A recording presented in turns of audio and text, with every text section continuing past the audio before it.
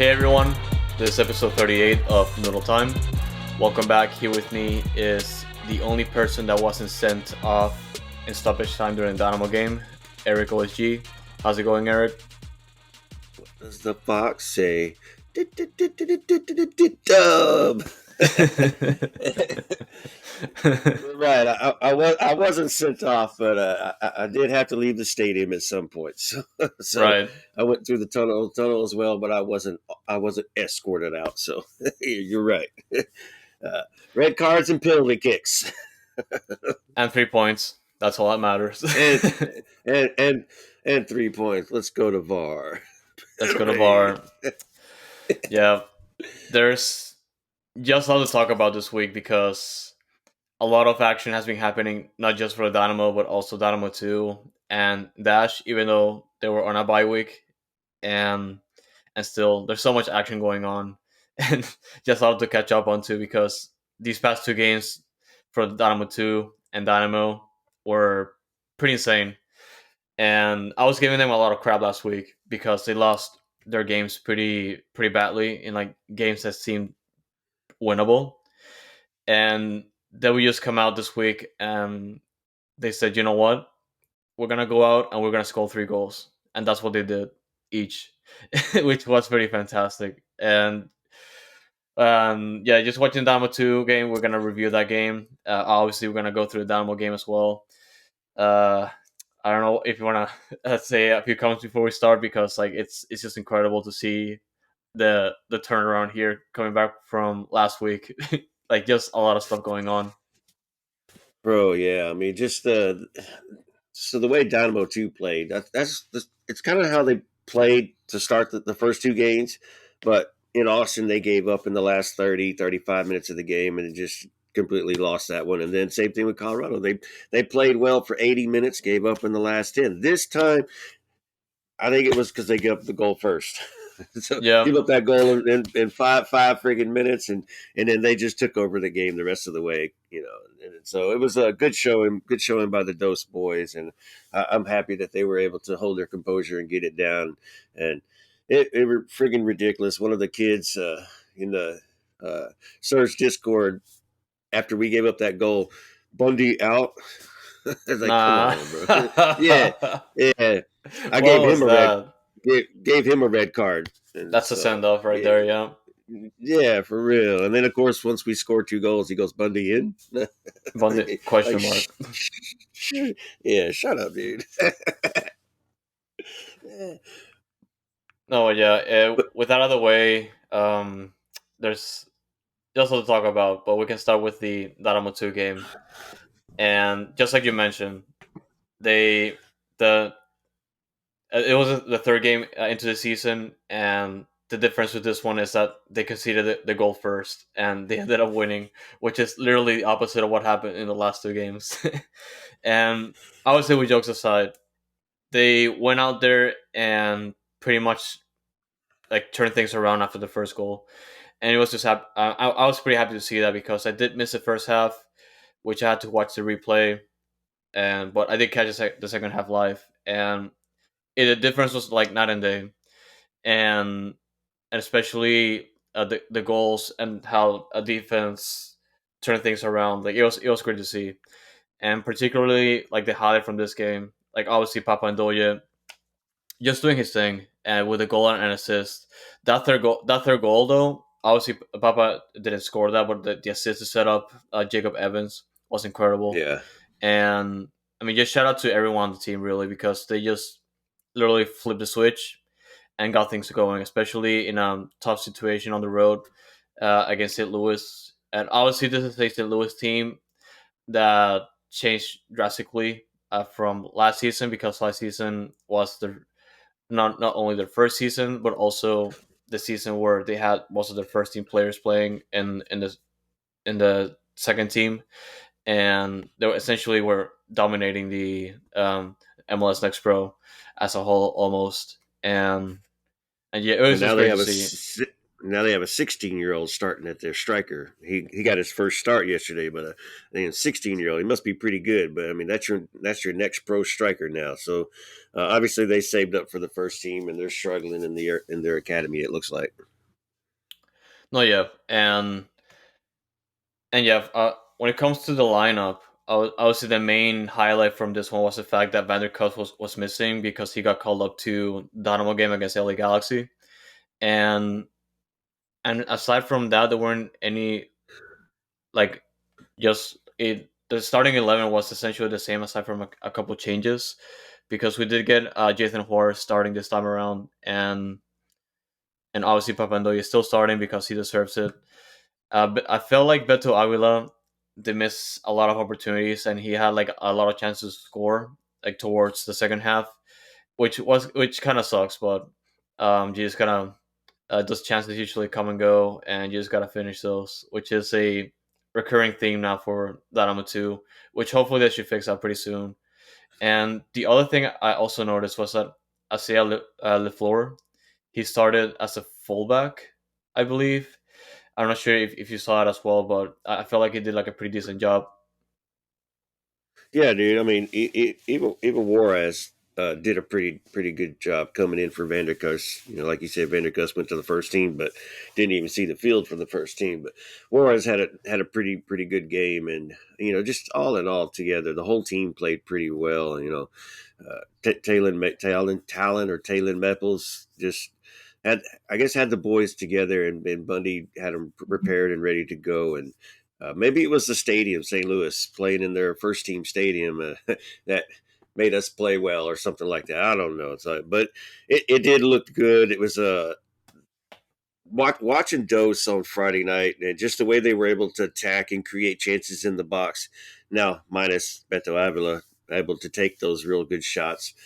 Like, can't the Dynamo do this? Can't the Dynamo do this? I mean, I know they practiced together for a little bit, but come on, take notes. But obviously they did. So that was a Dose doing a great job. Oh yeah, and But the like you said, other, yeah, you can finish that, yeah. yeah, like you said, Papa and Doy, boy, standing up and poor guy. He didn't re-sign with the team, put himself in the draft, didn't get drafted. We never heard that he re-signed with the Dynamo, but obviously he did with the Dose, and here he is. He's having a stellar season so far, and if he keeps playing like that, man, he's gonna get him a first team contract, and maybe get some minutes in Open Cup or something or another. I don't know. Maybe not this season, but give him an opportunity to something to look forward to in the future for him. And maybe somebody picks him up and puts him on the first team if he keeps playing like this, because he's been playing well on that wing and making the runs. He watches his line pretty well, so he's not off sides like Baird. Um, so just the kid's having a great time. Oh yeah, and I'm willing to bet that Papandoya has caught the eyes of the first team for sure, and I honestly believe that he's going to be playing in the Open Cup against Tampa Bay Rowdies in a couple of weeks, because he definitely deserves another shot at the first team at this point, and just coming out of a pretty big season last year, and still providing for Dynamo 2 this time around. Still, he deserves another shot, and I definitely think he's going to be getting the call for the Open Cup game, not just because he's pretty good, but also because the first team needed. Because that's a if you look at the schedule, we the weekend before that game we do have like the home game against Inter Miami, and then the Dynamo travel to face Tampa Bay Rowdies on Wednesday, and they travel again to face the LAFC, and they're definitely gonna have to sit their starters for that one because LAFC, and and yeah, Papa Ndoye has to play that game, no doubt. And I guess like the other defensive highlight I wanted to bring up was the fact that Xavier Valdez only made one save in the entire game, and obviously aside from the goal that went past him early in the first half, I just you just go back to it just everything goes back to the fact that they just essentially flip the switch, and things just started working again, like especially defensively in the second half. So shout out to the back line led by Talon Maples. And Tom Maples, who had a pretty good game. With G Morana once again coming up big. And I was also impressed again by Jethan Juarez because he's incredibly fast, very technical, and just knows where to keep the ball away from the offensive player on his end. So that's just great to see, honestly, and a sight of fresh air. Speaking of, you said Valdez that made that one save, and it was a pretty damn good save too. At the Yep. same time, so I mean that could have put the game back into fighting mode for St. Louis if that ball would have got in. But Valdez made a save, and when he does get to show us, he shows us why we like him, and we want him on the first team at some point. So, but Steve Clark's not doing nothing wrong right now too. So keep Valdez getting some playing time down there. Maybe I doubt it'll be Tarbell's game for Open Cup, but maybe Valdez can work his way in there somehow or some way or another. Who knows? But and you said it, Morano Mujib playing center back. I think for the first time. I don't know if he's played center back in his academy days or anything like that, but he's looking really good and really solid right there, taking the place of Mikel.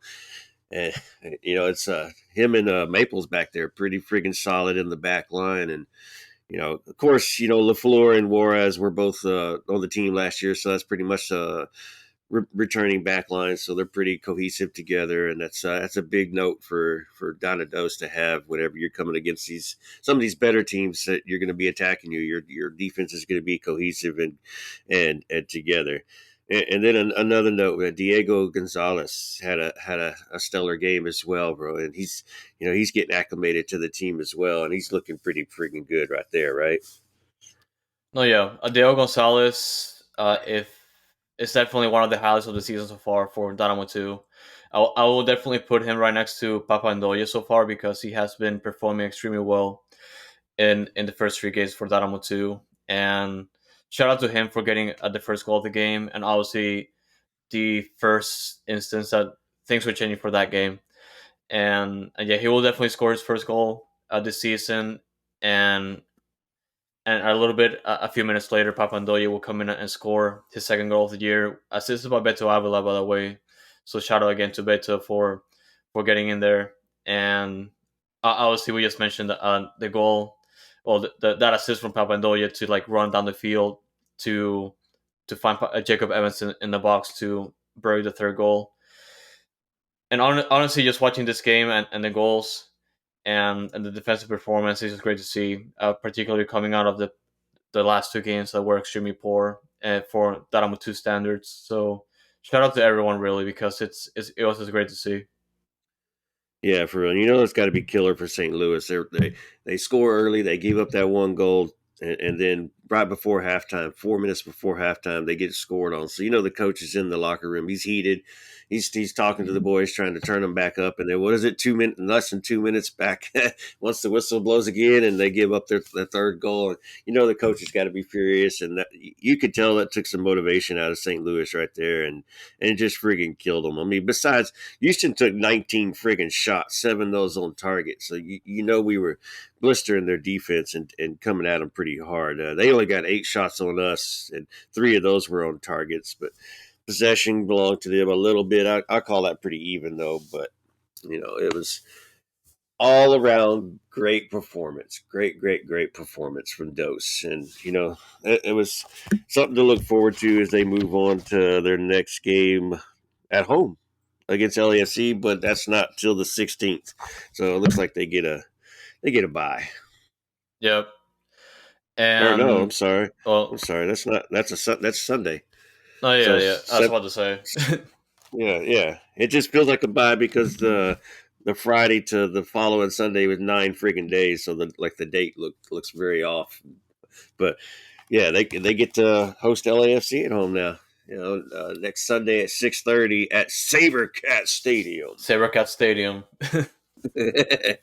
I like that name better than Aviva, honestly. But yeah, and a couple of other things before we move on were essentially that this time around we did get to see Jair Gonzalez again. He's coming off the bench. Third time he comes off the bench so far this season, and he's been he's been creating a lot of opportunities for Dynamo 2. I'm not sure if he's still worthy of starting so for now, but I feel like at some point he will be making a case to start, especially in the games where they're gonna have to rotate players, like games where there's 2 games in a week or something like that. But there's still a long season to go, so we'll see what happens there. And the last thing I wanted to mention is that we did see the debut of an 18-year-old academy player for Dynamo. His name was Ryan Okeraji. That may be Oh how yeah, his last name was pronounced, but he did come in at stoppage time in the 90th minute. So shout out to Ryan for making his uh, Dynamo 2 debut, coming out of the academy at 18 years old. Wishing him the best. And obviously, that we didn't get a lot of time to see him play, but shout out to him for making an appearance already, and hopefully we'll get to see him score a goal at some point with Dynamo 2. yeah, absolutely. And then going back to Yair Gonzalez, who are you going to take off for him when if he starts? You definitely don't want to take Papa off. So, Right. but you got Castilla and Augusta doing pretty well in that midfield right there too. So, who do you do? What do you do? Maybe you put Papa at striker. Nah, I like him running I like him running on the wing. It's a But good problem to have Bundy, for sure. yeah, for real, for real. I was just say Bundy's got some good things going and some good problems to work with. No, yeah. No, but yeah, it's a matter of consistency at this point. So hopefully they keep it up and things turn around because the first 2 games were pretty poor, and this game is a good way to turn things around. And here's to Bundy, keeping things tight and making sure that things go right because they need it at this point. And even though it's still pretty early in the season, so a lot of games to go, they need that a confidence boost from the last game. So we'll see how it goes from here. Yeah, it'll be interesting. It's going to be an interesting season now with now that everybody has an X Pro team, so we get to play more teams than we're used to. Our division, because there's divisions in Next Pro, is a little bit bigger now, and so you're getting some different experience right there to play against. And it's going to be an interesting season because you didn't. I mean, you brought in a couple players, but the team hadn't changed too much all around. Yeah, but they did lose some players to the first team. Mikel to the first team. Who else? Shoot, there's quite a few of them. Three or four players we lost to the first team. I can't even remember them right. Oh, Brooklyn Reigns, of course, to the first team. So that they got some work to do, but it's good that they're clicking together. And they even though they gave up those first 2 games like that, you can still see the cohesiveness between the team, and they're playing well together. Just keep it going, brothers. Yep. And would you like to go ahead and do the MLS Next Pro recap before we move on? Yeah, so no Next Pro games were yesterday for some reason, so they're all today. So North Texas will play today. Isn't Sunday as we're recording. North Texas plays host Vancouver, and then Friday at the same time as Houston was playing, Austin was playing Tacoma. Tacoma's always a tough team. Tacoma took the lead first, I think, in this one on a penalty kick, and then somehow Austin fights their way back and wins 2-1. So boo hoo there. And probably I might watch this one today just to see what's going on. But SKC host LAFC today at 5 o'clock, or Sunday at 5 o'clock. So I might watch that one just to see what we're going to be up against when LAFC comes here next weekend. And that's pretty much. It's just still early in the season. We're only 3 games in, but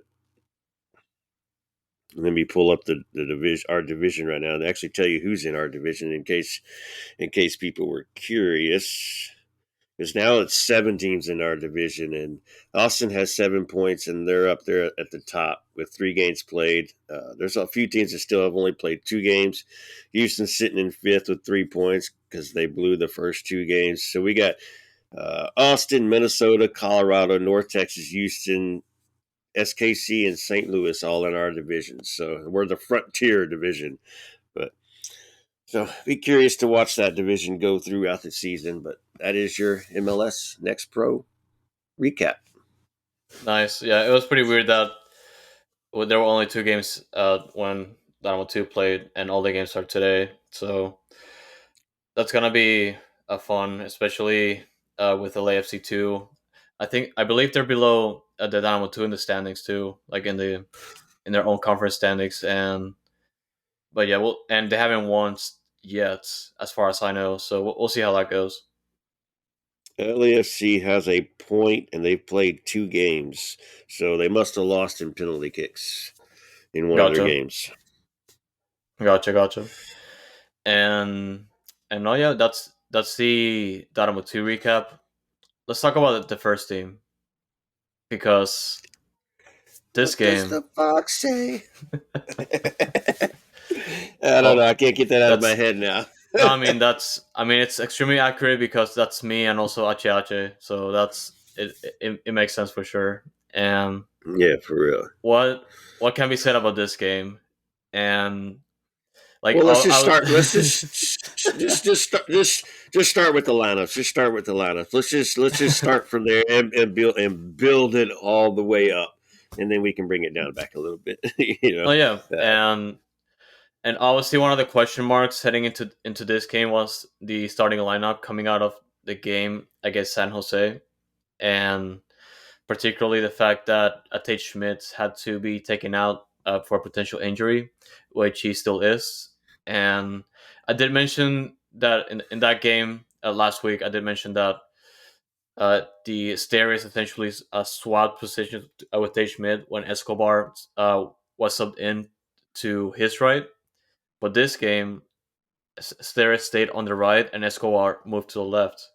And I thought Van der Kuss was going to be playing at some point or having or being involved in the second half maybe, and that wasn't the case. Like Van der Kuss was available off the bench, but he wasn't featured on this game.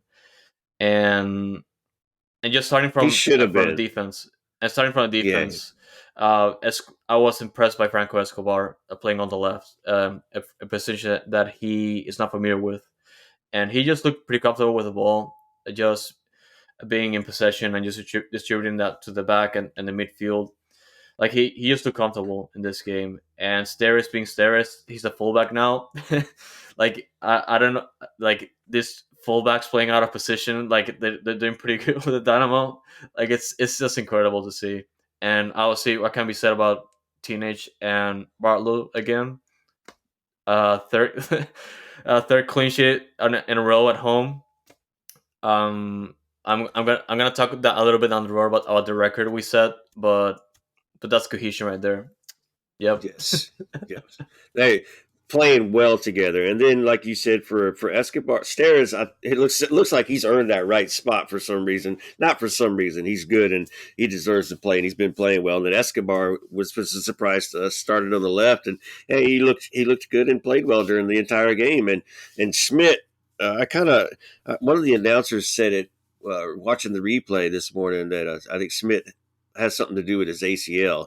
It doesn't sound like he tore it or anything like that to where it's damaging. He just, I don't know, might have stretched it out or something. So he's just taking a break. But but people said once we had the players in, to Smith get to keep his job, and he might want to hurry up and make it back before Brad Smith does, so he can continue to fight for that position because they're waiting for Brad Smith. But Escobar looked great. Steres looked great. Teenage and Barlow looking really good together. So uh, again, we go back to that question I asked last week. Did we need to bring in the Danish guy? And it's going to be a great problem for Ben Olsen to have whenever he does get that visa approved and he does get to get into the starting lineup. Who do you take out, man? Who do you bench? Man. That's Sviatchenko is gonna have to have the best training sessions with the Dynamo to even be considered at this point, because Barlow and Teenage have been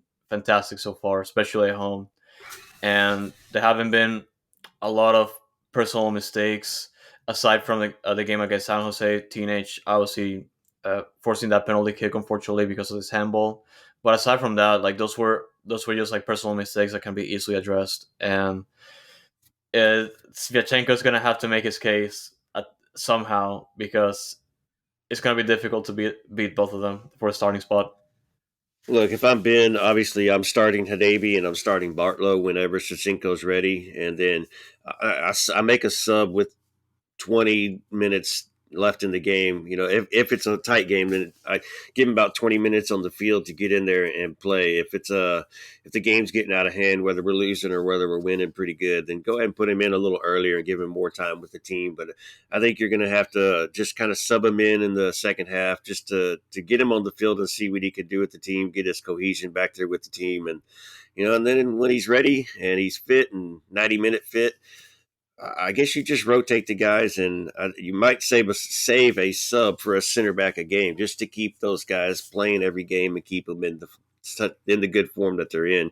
Is yeah, everybody sees Shevchenko starting, and to, to me that I mean we haven't seen him yet, but we know what kind of caliber player he is. So he's probably is going to start, but like you said, who do you take out, and then uh, I guess I guess it'll be a good problem. We can call it that, right? Yep. And let's move to the midfield. We have one of the best midfields in the league. Agreed. Where should we start? um, Ache Ache, Coco. Arthur was the quiet one this game, but he didn't need to make noise. It was Ache Ache that made some noise, and Coco looked good. So, like you said, one of the best midfields, arguably one of the best midfields in the MLS. the I'm gonna start with Arthur because even though he was quote unquote quiet, he still performed very well. Like he shut down LA Galaxy in so many occasions. Like it's incredible, and just the way that he handles the ball away from the offensive players, the way he distributes the ball, it's just insane. And he is definitely behind the positive results at home so far this season. And shout out to Arthur, obviously Coco being Coco. Like even though he was like a little bit sloppy in the games against San Jose. He just comes back and does his thing. Like he knows where to be. He knows when to space out from the LA Galaxy offensive players. It was just crazy. And Ache Ache go Doing Ache another Ache things. getting that first goal to essentially take the lead for the Dynamo. And I mean, just those people just think that he was finished last year. Lo and behold, like the six games he has played, like he's been looking as the best player on the team right now, and he's proven it again this time around. Just getting that goal in the first half to like after, even though it wasn't a run of play, which has been an issue for the Dynamo still. It's a second goal of the year. Like even though it was a good free kick, but he took a deflection of the LA Galaxy wall. But goal's a goal. We'll take it. And nobody expected him to take the shot. Nobody. I mean, like in the stadium, we were like expecting a cross, and he just yeah, it took a deflection, but it wasn't like a major deflection. But had the keeper just dead to his rights. He didn't even move. The keeper forgot which side he was supposed to mark because he had the wall covering the inside post, and you know, whatever. But it was a great shot, and I almost wanted to slap Franco through the screen when I watched the replay this morning. Boy was trying to punch it in for Hector, like, no, leave it alone, bro, leave it alone. But it was Yeah, funny. And then the announcers, when they're watching the replay, they're like, "Oh, he's right before he took it. It's like he looked like he's lining up to take the shot. Oh, he took the shot. Hector Herrera."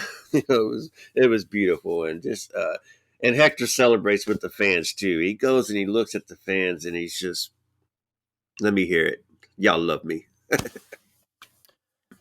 no, yeah, and he's just having a ball like Ache Ache, and you just love to see that because he's coming out of a season last year when he failed to adjust. Maybe something that had to do with how Nagamura did things or how things were done, like roster wise. But this time now, like he's scary, and like it's just great to see. Like just the fact that he's being involved, not just with the goals and assists, but also just running up and down the field. Whatever he wants to do, he's just there. He's just creating those plays.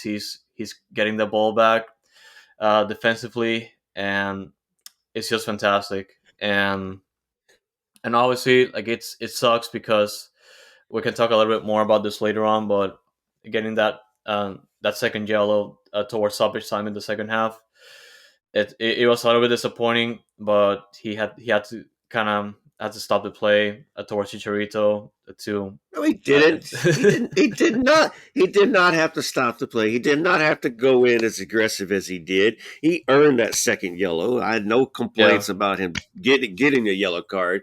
And that he because come on, look, all right. So that was in extra time, and it was about 5 minutes into extra time. And what did we do during extra time? We were playing with the friggin' ball. Hector Herrera and Brooklyn Reigns and I forget. I think it was Arthur. We're just playing pass back and forth for like 7, 8 passes in a row. And Galaxy weren't pressuring. And corner kick, we did the same thing. We passed it backwards. We were just wasting time. And then just to go to do that, bro, come on, man. You did not need to do that. We're going on the road to New York Red Bulls where we sucked on the road. We needed you to be there for us, Captain. But, in the end, it's okay. He definitely did not need to do that. yep, yep. And we can talk a little bit more in depth towards the end of Arica for Dynamo, but we can just also go ahead and move on to the forward line that's featured for this game. Basi, five Posse, goals. posse, posse, posse. 5 goals for Amine Basi in the first 6 games for Dynamo, which is pretty insane. I will see he 4 of those goals for penalty kicks, and that's an MLS record now because he's the first player to score four four penalty kicks in to score penalty kicks Consecutive in games. 4 consecutive games, and that's insane. But I mean, you gotta make all those opportunities. You gotta bury those in, and Basi has done it, which is pretty insane. And not just a penalty kick, but also finally a goal from the run of play, which was assisted by none other than Corey Baird. People are upset at Corey Baird, and Corey Baird was like, you know what? I'm gonna drop a dime to Basi, and he's gonna score, and he did it. Yes, credit to Baird. I mean, he was all the way on the left side, kind of close to the end line of the box, and he passed it all the way across the box to the top to a wide open passy, and then Posse was just he passed the ball right into the net. As the defenders were trying to come onto him, and the keeper didn't get over there, and it was good. So yeah, credit to Baird for seeing that. He actually had the vision, good eyes, way to make that pass. Bossy way to control it and just and not freak out and panic and just drill the friggin' ball. He just took the shot he needed to take, and if it would have been saved, it would have been saved. Oh well, no harm, no harm, no foul. But that was a great play as it came off of a turnover, so it was like an immediate counter. As we were down there, we were pressed, we were took our shot, we missed it, I think it got blocked or whatever. It came back out, and then we won the ball right back. And Baird was the one who chased the ball down, and he turns, and there it is, wide open, beautiful play, and still 20 minutes to go in the game, so it was just a killer.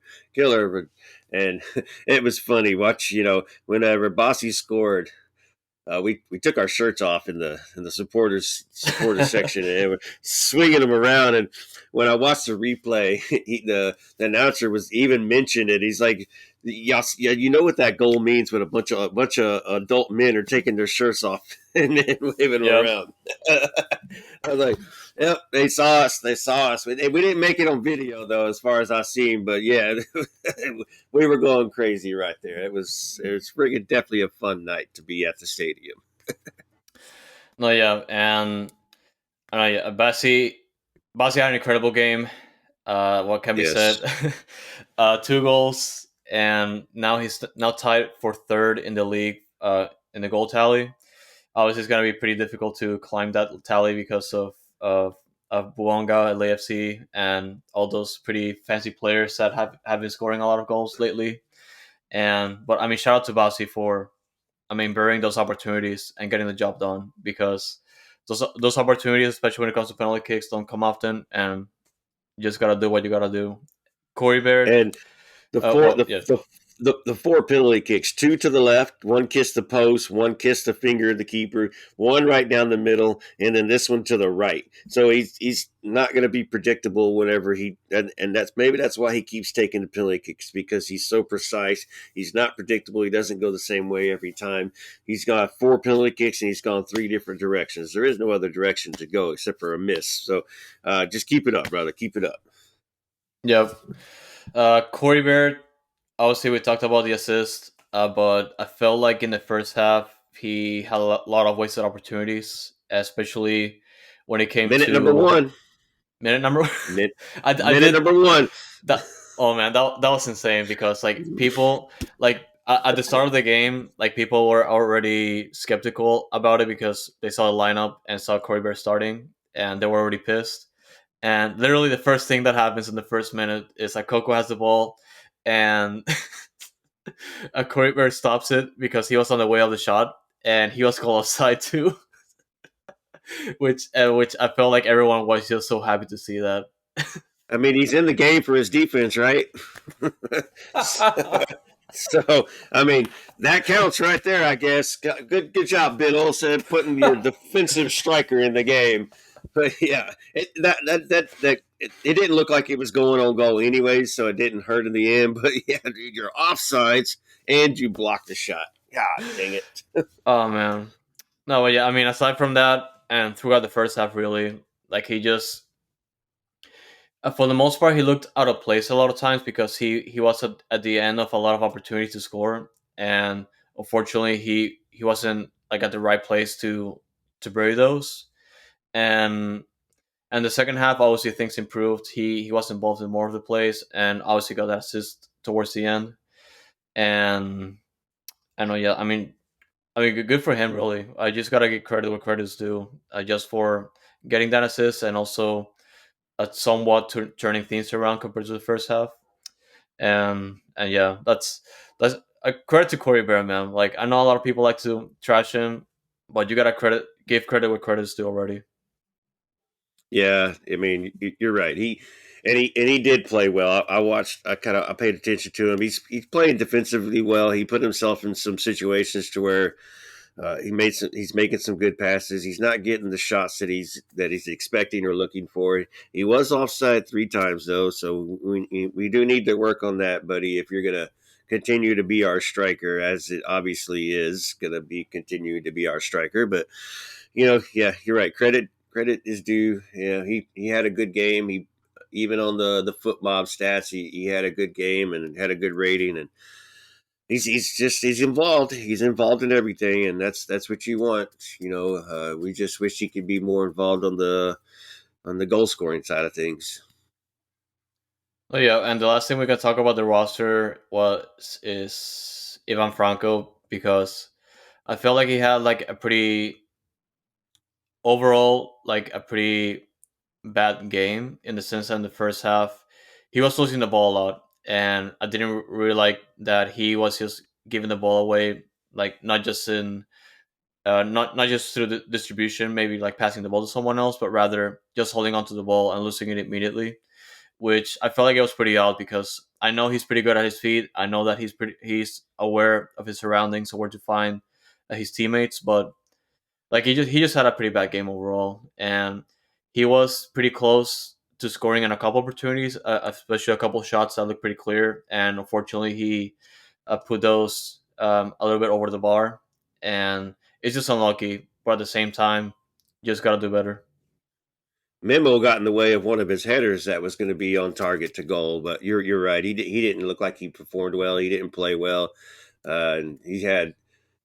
Ooh, Mo Salah just missed a friggin' penalty kick to tie Arsenal. Dude, bro. All right, but anyways, back to the back to the Dynamo. So, yeah, Franco, man, he's looking like he's playing in his head and not playing on the field right now, and that's a question mark because we haven't seen a Chara yet, which is weird. I don't know what the heck's going on with him, if he's hurt or something, because he's not listed on the report as hurt. I didn't even see if he was listed on the bench this time either. I don't know if you could tell me that. But yeah, Franco's going to have to step it up. he did play on the right side, which he's not used to. Whatever, that's okay. You're still a winger. You're gonna have to adjust, just like we said. Barrett is gonna, or Sebas is gonna have to adjust whenever he does get to play. But step it up, Franco. You can't be dribbling yourself out of bounds either. I think he did that once. So yeah, essentially there's an issue. I'm not aware about Achara. He wasn't listed on the bench either. So we're gonna have to see what's going on there at some point. But yeah, we can, with that out of the way, we can definitely talk a little bit more about the game itself, because in a good way, at least for us, it was a tale of two halves. And like I said, in a positive way, because uh, the first half looked pretty even to start things off. Obviously, that goal from Achihachi came in, and things started to change slightly, but things haven't didn't really drastically change up until the second half, because I feel like this game had a lot more to do with the fact that LA Galaxy has issues with discipline and issues just as a team, because they literally, I've never seen this before.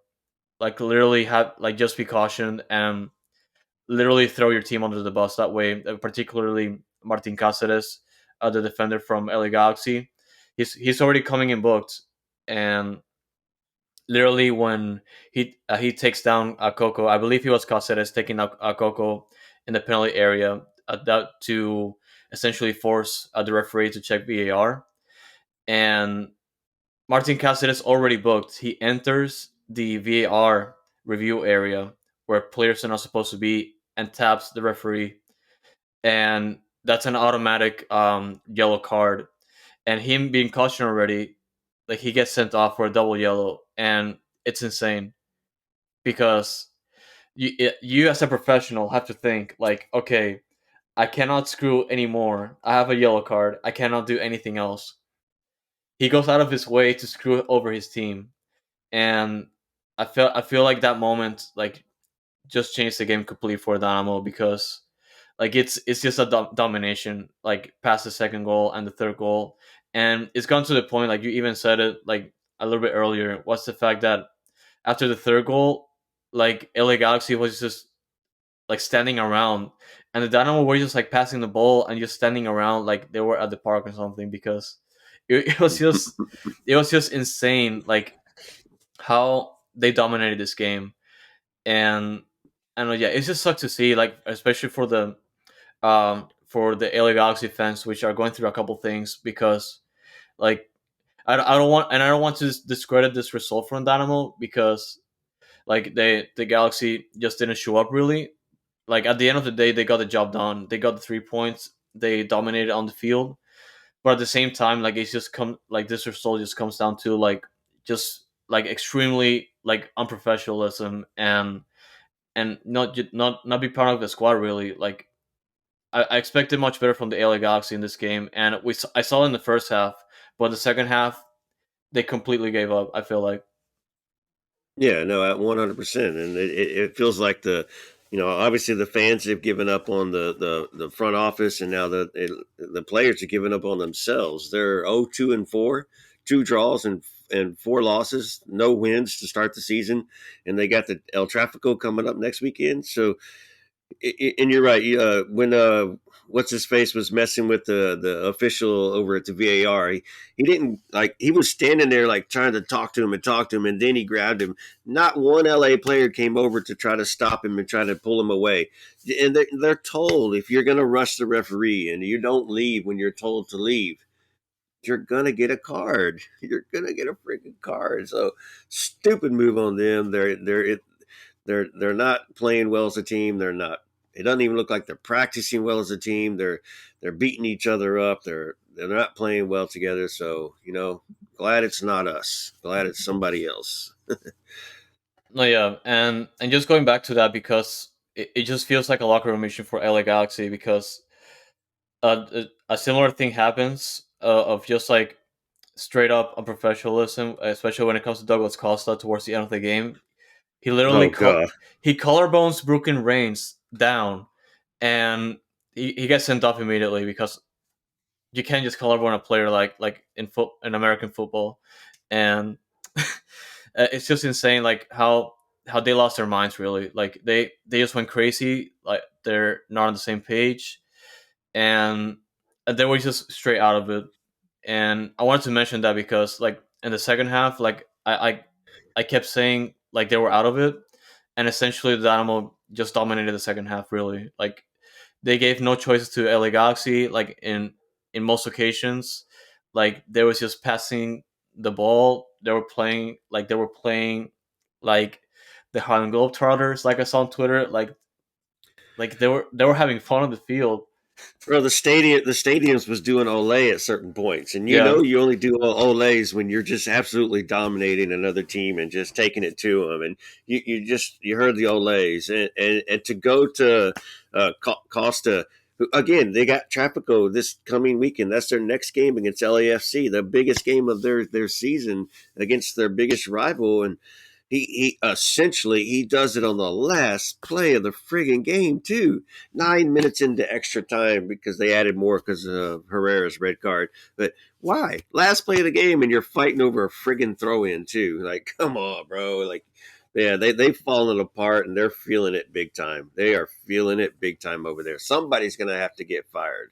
That's for sure. They might as well start with the guy they have a problem with and then maybe they fire the coach too and I don't know what they do. Bring in Landon Donovan, let him coach. He's doing pretty well in San Diego. yeah. Yeah, they have a lot of issues, and at least from where I'm seeing it, it definitely starts in the front office. And yeah, I mean, what can we do? That, like I said before, Houston did what they had to do, and they got the job done. The 3 points, a massive three to nothing victory over the LA Galaxy, and we mentioned this last week, but this is a game they had to win, and they got the job done. And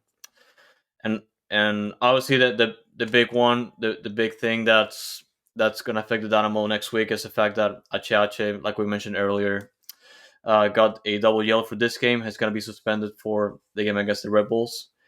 And I just said it before. It was a rough foul, an unnecessary foul, and uh, and for me it was a foul, like for a yellow, and it was just unnecessary for Ache to do, which is gonna force Ben Olsen to do adjustments there for their next game.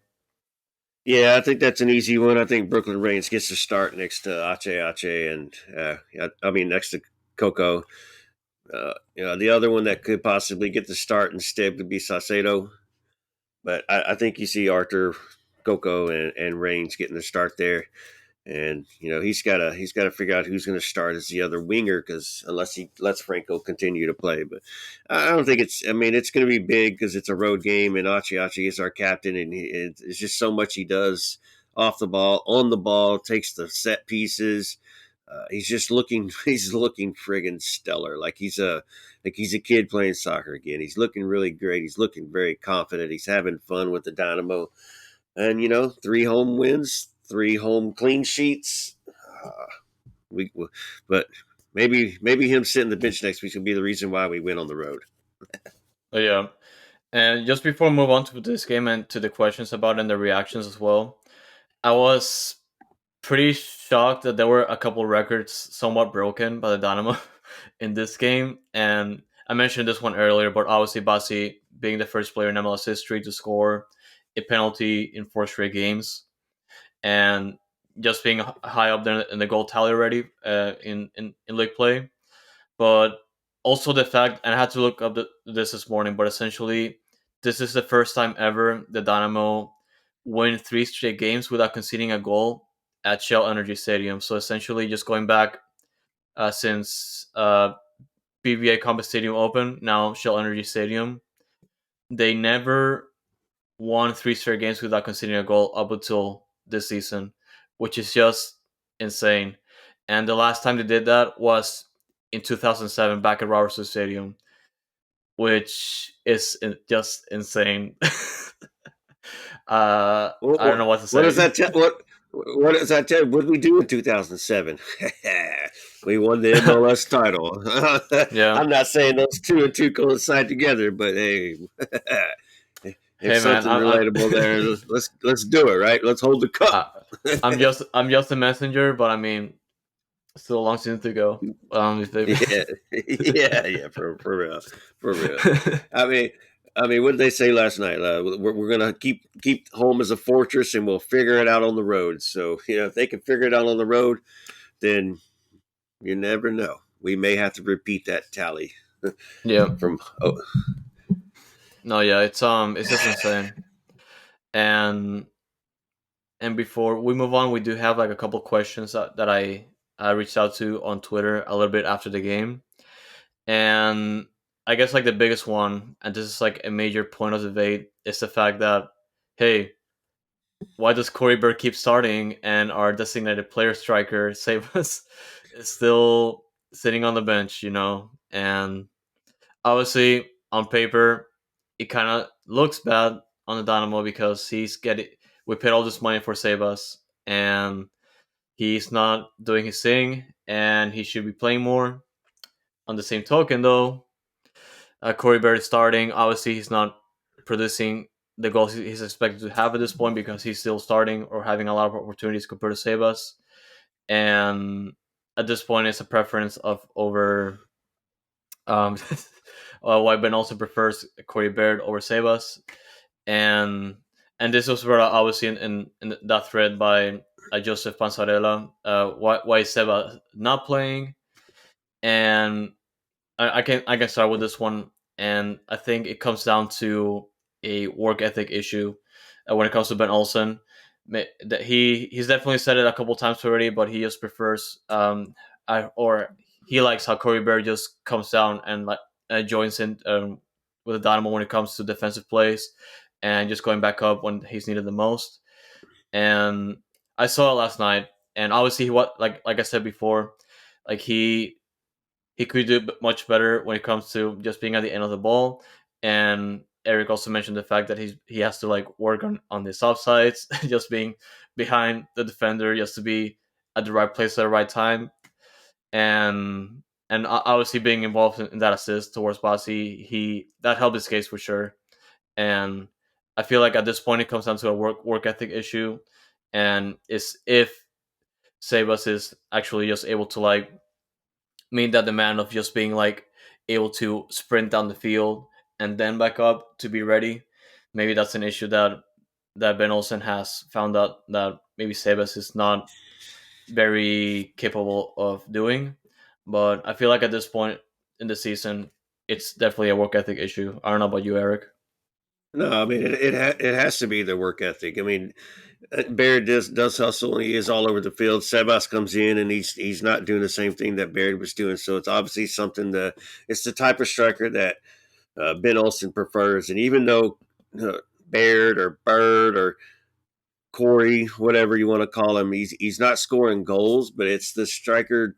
It's the type of striker that Ben Olsen prefers, and it even proved it last night that he Thor was subbed in and not Sebas. So Thor was subbed in, Baird was moved out to the wing, and Thor played striker for the last 20-25 minutes of the game.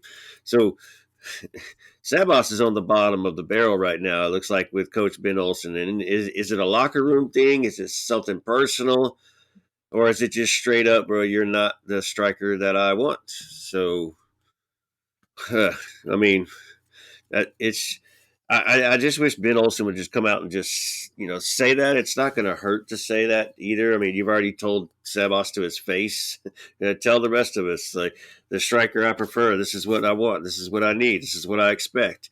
Sebas just isn't doing that and isn't performing like that. And go ahead, throw him under the bus. What else are you going to do with him? He's sitting the bench, so make him mad, get him some motivation. Or I don't know, maybe make him mad and his agent can go out and find a transfer for him. Since if we're not going to use him, I sure would like that DP spot back. But Oh yeah, Baird, I think Baird does deserve it. He puts in the effort. I just wish there was if we can mold the two together somehow, because Sebas is a target striker. You find him, and he finds ways to take shots in the box, even when he's been coming in at the end of games this season. He still finds ways to.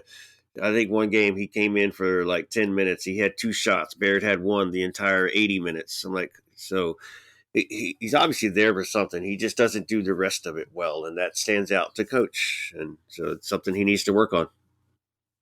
No, yeah, and this is the biggest debate for Dynamo fan base right now because they're essentially trying to figure out what's going to be next for Sebas and if he deserves to be starting over Corey Bear just based on the fact that he's not producing as he is expected to do, especially the fact that Houston is still having issues with scoring goals from the run of play, and like I said before a little bit earlier, they're still getting the 3 points, they're still getting the goals one way or another. Corey Baird is assisting in the effort in the defensive efforts, and at the end of the day, they're still getting the wins. They're still getting the results so far, especially at home. And it's still a long season ahead, so maybe things change. Maybe it could be like an issue in the locker room. I really hope that's not the case. But at this point, we don't know yet. And like I said before, I think at this point it's more of a work ethic issue and what Ben Olsen prefers to have as a striker. So Well, and I and know a striker's starting against Tampa Bay. for sure. That was pretty obvious. Sebas is starting against Tampa Bay, and Tampa Bay is like what 10th or 11th in the friggin' standings in the USL. So watch him go score a friggin' hat trick and make start all the rumblings again. That game's not for another 2 weeks, so we still got a couple games to argue about this debate. But yeah, Oh I yeah. know who's starting against Tampa Bay. Oh yeah, and on that tweet, when I essentially asked the questions, I also mentioned the fact that we should just relax on Corey Bird for a bit because I mean he's providing now. Like he got an assist yesterday, and people are still pissed. If you look at the thread, which I mean, I I respect the fact that they're defending Sebas because of the fact that he's a designated player, and there should be a standard that he's gonna have to show up at some point. But at the same time, Corey Bird's putting results on the field. We need to relax for a bit, and yeah, I just keep seeing their reactions here. It's just funny, but I Yeah, mean, I respect their opinion for sure. I know where they're yeah, coming from. you're right, bro. You're right. We're gonna have to chillax on Corey Baird. We need to get Sebas the shit now. Sebas, get your head in the friggin' game, bro. Yeah, and I guess a couple more reactions before we move on. Titter, Titter's mentioning that Ivan Franco is not cut out for this level. He looks a step behind most of the game. I'd be shocked if he's still playing 3 months from now. And you just go back to what I said about Ivan Franco playing in this game. Like he's been pretty sloppy, and I feel like at this point there's a chance he might lose his starting spot. And he's very, like and like I said before, he had those occasions that he was about to score, but at the same time, when it comes to those moments where he's on like heavy pressure, he's pretty likely to lose the ball. So he's gonna have to sort it out. I'm pretty soon. So, who's he going to lose his position to? It ain't going to be Quinones. Achar would be the only one I think that could be your starter just because of the potential he has, and he has played 13 or 14 MLS games before or actually before he came to the Dynamo. He played one, and then he got hurt, and he scored a goal in that very first game, and then he came back off of injury and played 13 games for Toronto. So Achara could be the guy that comes in and replaces him, but the way Quinones is going, he's gone this summer. His loan is going to be up, and I don't see him retaining that at all. And that opens up that U22 spot back again. And then whatchamacallit, who else? There's nobody else. I mean, that's probably why Brooklyn Reigns played that winger in that one game, and where he didn't belong. He's a midfielder. He doesn't belong in the wing, and he kind of stood out of place right there. But so we need to figure out what's up with Achar Yeah, or Baird and Sebas needs to figure it out so Baird can go back to the wing and they both can play. oh yeah. And the last reaction from Buffy Lead, they mentioned that Achache is starting to really run this team. Good to see Basi finding more opportunities. And what else can be said? Right, We for already, real, dude. yeah. We pretty It's much gave the whole great to spiel, but see. yeah. It's great to see, especially Achi having a stellar start to the season, 6 games in, and obviously he gets a bye next week. Oh well, unfortunately, but he'll be on the bench there, showing everybody what's up and being loud and proud and acting like a coach. I can guarantee it. And Posse had a great game. Had a great game. People were kind of questioned, is he's getting his groove? Well, he definitely got in his groove this game. That's for sure. No, yeah, and it's just insane how this game turned out, and obviously this definitely does a lot of favors for Dynamo in the standings. And if you want to now go to the MLS recap, we can definitely see how well the Dynamo are doing, especially as to stay.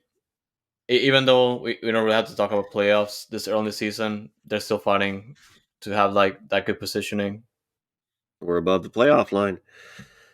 But all right, I'll swing through them. I'm sure you got some comments on a couple of them. DC lost to Columbus 2-0 at home.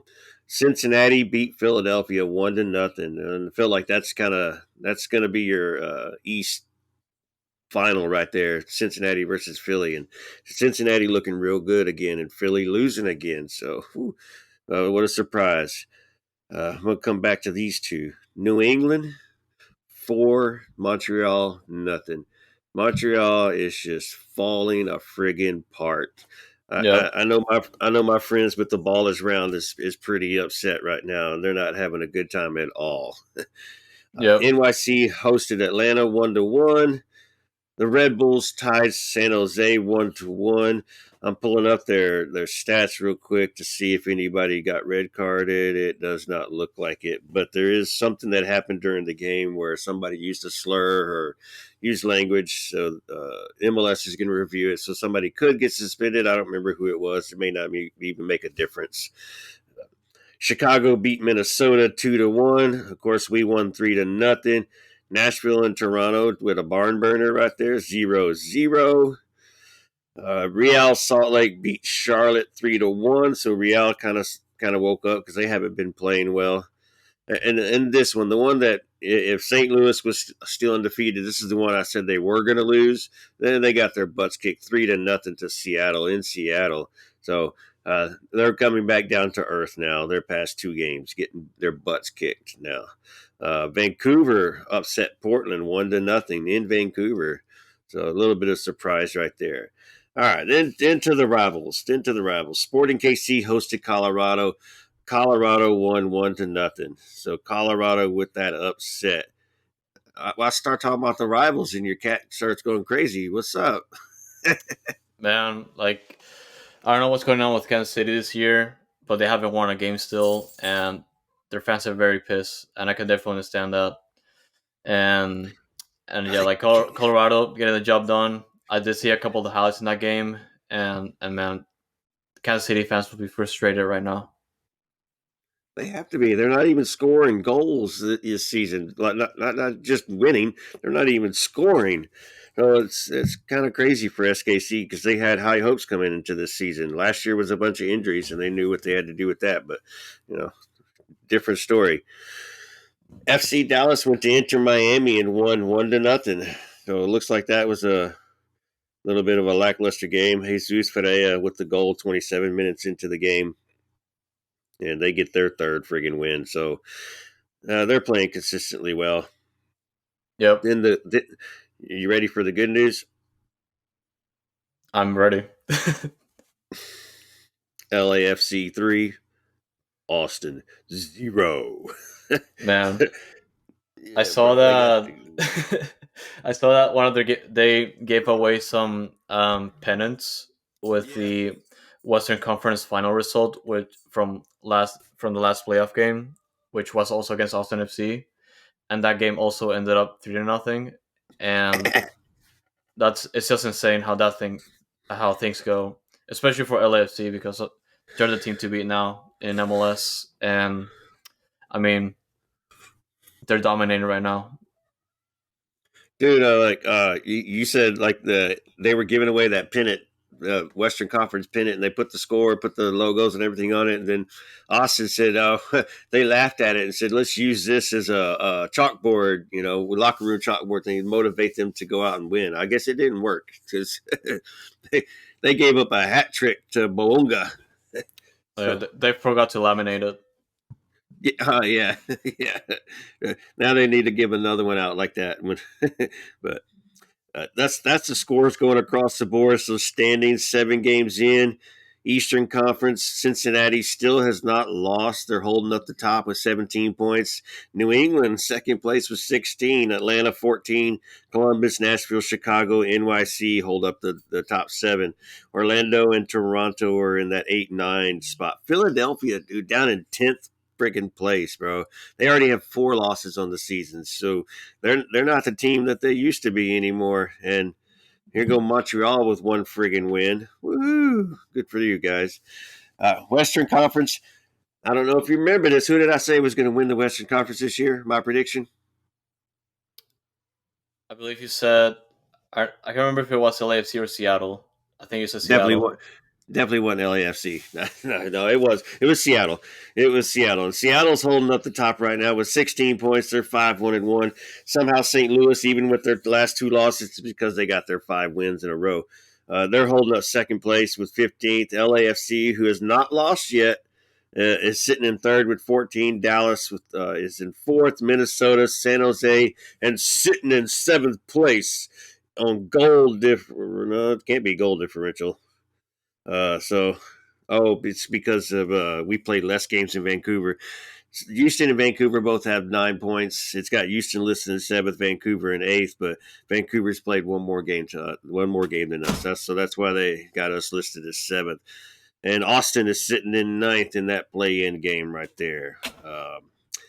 Galaxy, like you said, they're 0-3-3, no wins. Sword and KC, no wins, 0-4-3, holding up last place. Good job, guys. Good job. They both got 3 points, so they're trying. And that is your MLS recap. Man, it's wild how the standings are looking, but still a long season ahead. We'll see if the sucky teams turn around, which is definitely viable, and Oh what yeah. happens from here. Especially the teams that are at the top right now, things can go south pretty quick.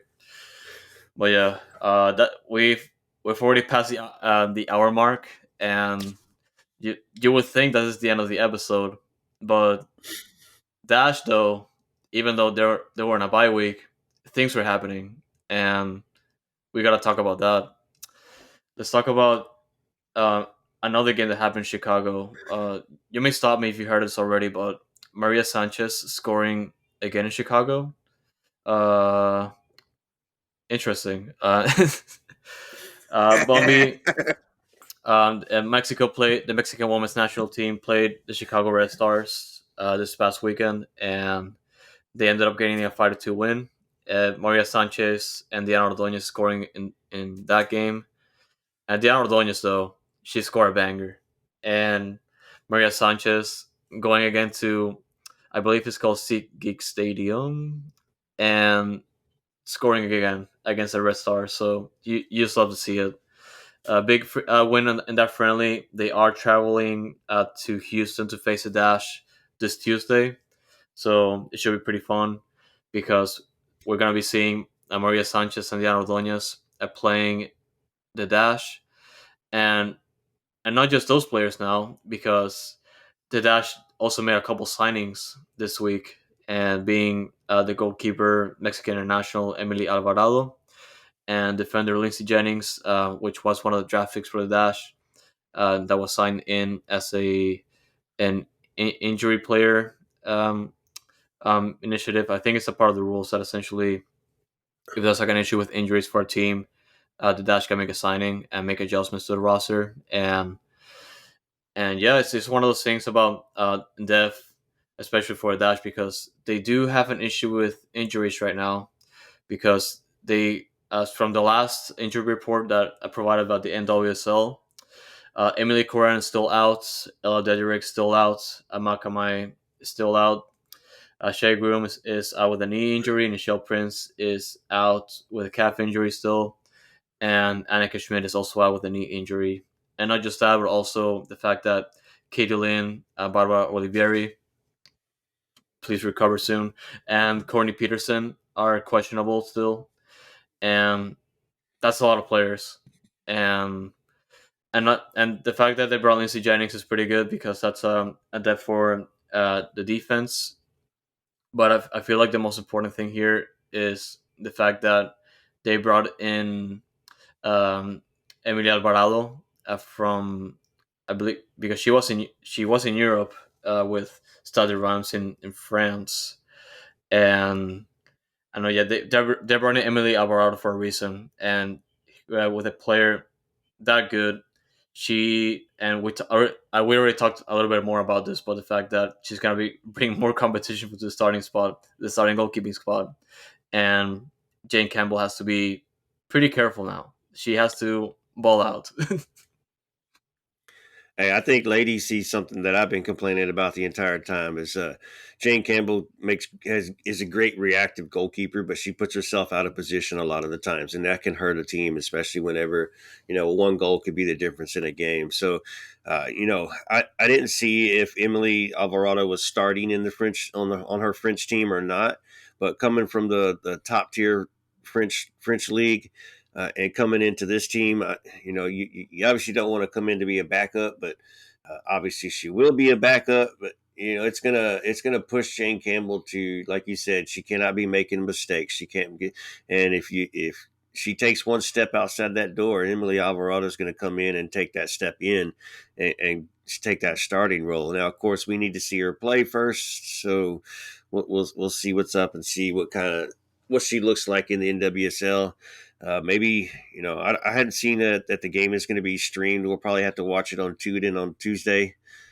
Maybe it'll be on Tuden, or maybe it'll be on Tuden's website or something. I think that's the only way we'll be able to watch the Dash versus Mexico, unless you're going to the stadium and watching it. Maybe she'll get to start right there, and I would think so. Let all three Dash girls just go out there and have some fun, and going back to Maria with the laser, and then Ordonez's goal.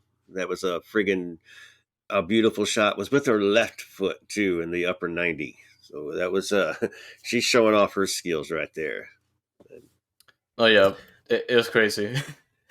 and yeah, this week though is gonna be pretty interesting because, like I said earlier, they do have that friendly against Mexico on Tuesday, and on Friday they have to travel to Portland to face the Thorns, the best team in the league. And I'm 100% convinced they're gonna be sitting their starters for this one, and they're gonna be telling Mexico, "Hey guys, can you please sit Maria Sanchez and Diana Ordóñez, please, because we need them for Friday." And Yeah, I think it's that's they're gonna play 45 minutes, and I think the coach pulls them.